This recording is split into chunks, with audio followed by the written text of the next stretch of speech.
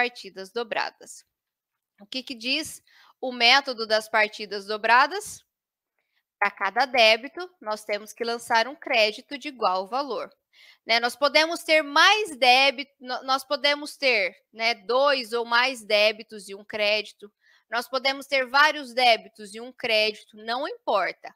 A questão é, toda vez que nós formos lançar um fato contábil, o valor a débito obrigatoriamente precisa ser o mesmo valor a crédito, precisa ter o mesmo valor a crédito. Como que nós fazemos isso, né? Eu falei um pouquinho lá na live. Quando a gente vai registrar um fato contábil, a gente tem que olhar o que aconteceu e nós obrigatoriamente precisamos identificar a contrapartida. Porque para a contabilidade, não basta, como diz, olhar só o dinheiro, né? Ou olhar apenas os bens que a empresa possui. Ela tem que contar uma história. Por exemplo, se você compra mercadoria, beleza, você passou a ter mais um bem na sua empresa, tem lá no seu estoque mais X valor de mercadorias. Só que a contabilidade precisa explicar da onde surgiu essa mercadoria. Como assim eu tenho mais esse bem? Para eu ter essa mercadoria no estoque, alguma contrapartida aconteceu.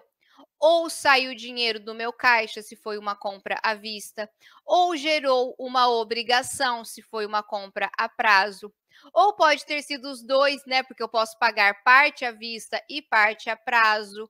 Então, o olhar contábil é sempre para essa contrapartida, o que aconteceu, mas qual foi a contrapartida deste fato. E é assim que nós conseguimos aplicar o mecanismo de débito e crédito. Temos algumas perguntas aqui. A Ana Paula. Fiquei com dúvida sobre contabilizar doação, como fazer contabilização de doação. Me lembra isso, né? Quando a gente estiver lá na página de contabilização, eu vou mostrar um exemplo para você, tá, Ana Paula? E a Raimunda aqui, o patrimônio líquido é passivo circulante ou não circulante? Na verdade, o patrimônio líquido é como se fosse um terceiro grupo do passivo, porque ele é uma obrigação não exigível. Passivo circulante representa obrigação que vence no curto prazo. Passivo não circulante representa obrigação que vence no longo prazo. Então, prazo para pagamento vai demorar para vencer. Já o patrimônio líquido, ele não tem prazo. Então, ele não é nem circulante nem não circulante. Ele é um outro grupo ainda lá dentro do lado do passivo, né, representando uma obrigação não exigível. E por fim, agora, pessoal, para eu poder continuar, o Roberto aqui. Professora, pode explicar o motivo dos lançamentos das contas a recolher ou a pagar, por exemplo? A conta ICMS e ICMS a recolher, qual a diferença? Nós temos ICMS a recuperar, acredito que seja isso. Na verdade, todos os impostos, nós temos 3 contas contábeis. Eu vou tentar colocar aqui embaixo, deixa eu ver se tem uma. Tá, depois eu apago. Nós temos 3 contas contábeis. Nós temos ICMS sobre vendas.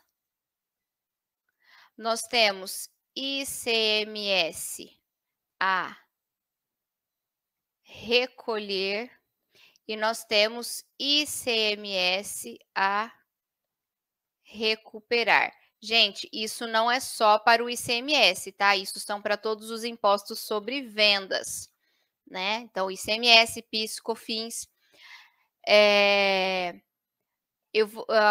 Eu vou explicar aqui rapidamente, mas eu queria deixar claro que vocês não precisam se preocupar tanto ainda com essa questão de impostos sobre vendas. Lá na disciplina de intermediária, lá na disciplina de introdutória, vocês vão ver isso mais a fundo. Mas o ICMS sobre vendas, ele é uma conta de despesa, tá? Ele representa a despesa em ter que pagar pelo imposto, assim como os salários a pagar. O salário é uma despesa que gera uma obrigação. Lembra da contrapartida?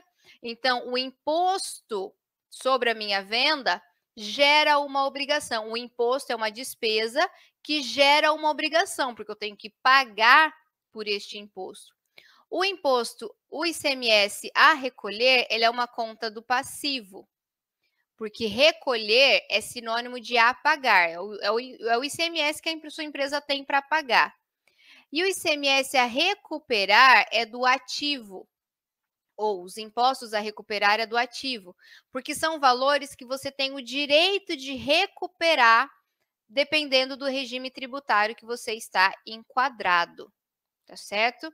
Então, nós temos esses 3 tipos do mesmo imposto. Nós temos momento que contabilizamos a despesa, e essa despesa gera obrigação, e no caso da compra, você tem o direito de recuperar o ICMS. Esse método das partidas dobradas, onde o valor do débito é sempre igual ao valor do crédito, isso gera o equilíbrio do nosso balanço patrimonial. Lembra daquele equilíbrio em que o valor do ativo é sempre igual ao passivo mais o patrimônio líquido? Então, esse equilíbrio surge por causa do método das partidas dobradas, justamente por causa desse equilíbrio, tá certo? Tudo tem que ter uma contrapartida, tá certo?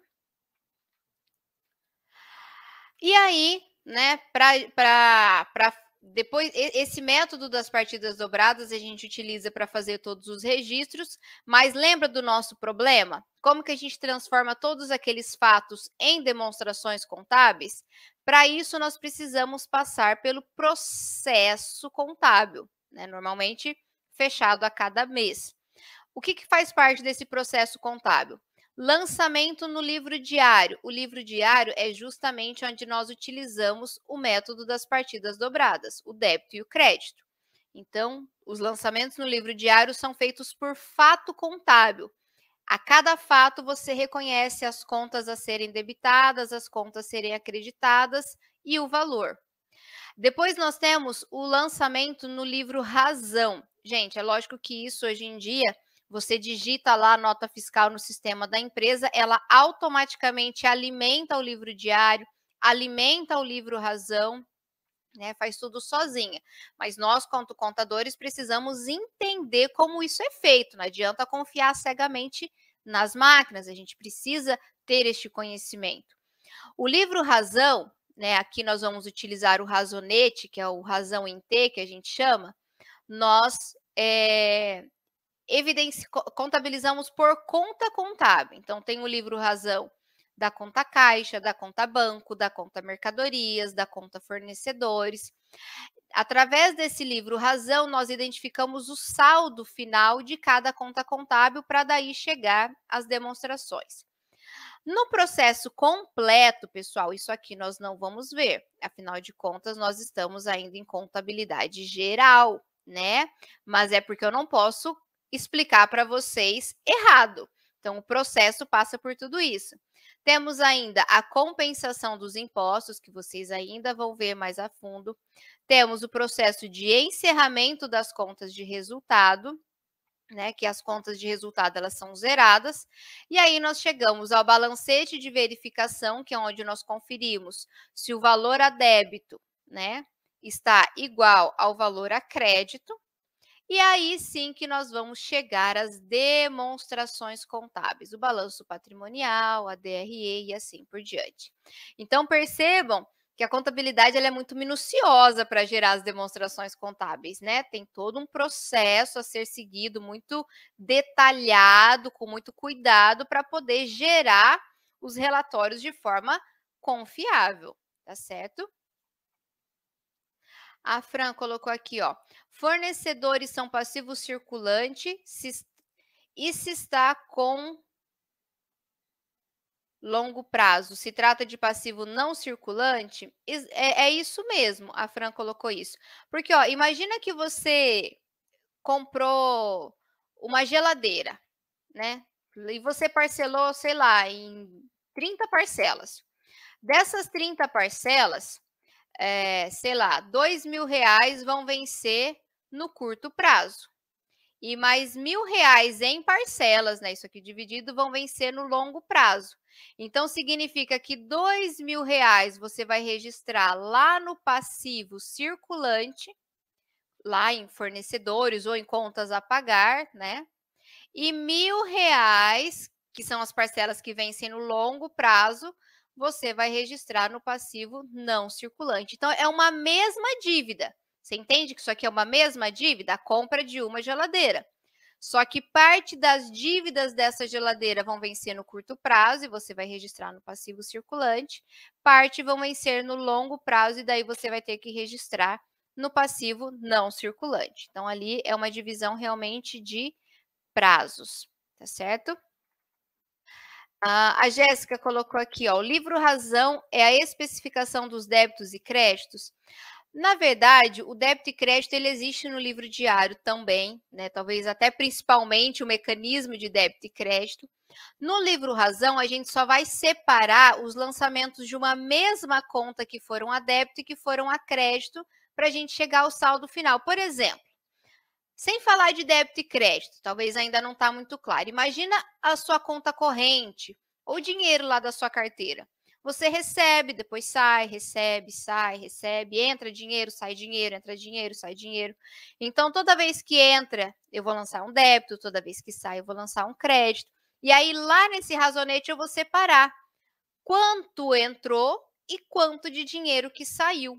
Porque daí, lá no final, eu vou ter o saldo dessa conta caixa. Só que a contabilidade faz isso para todas as contas contábeis.